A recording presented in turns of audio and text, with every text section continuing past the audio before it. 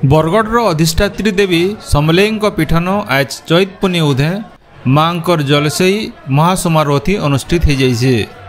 आज पहपहनु भकत माने मांकर दर्शन करबार लगी और मांकर उपरे पान ढालबार लगी पवित्र पान नहीं आसीथिले।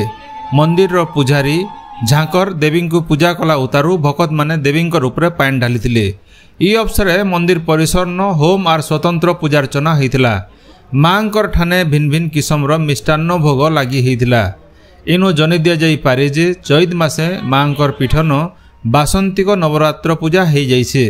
तार उतारू चैत पुनी दिन मां को जलसाई करबार परंपरा रही। Bureau report Ganadrusti. जय मां समलेई।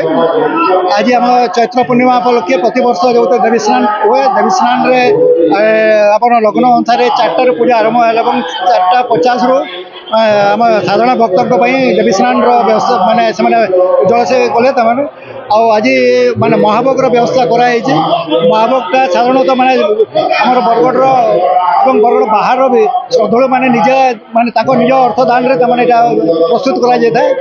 एथर गलाथर जहाँ होता अधिक स्तर माने आम श्रद्धा मैंने दान देते माने बर्तमान आपण देखुवे मैंने बर्तमान माने लंबा लाइन राति 12टारू आरंभ है लाइन माने भक्त मैंने प्रसाद नापे एवं आम आशा कर सुरुखुरी माँ कृपा ये जलसे उत्सव सफल।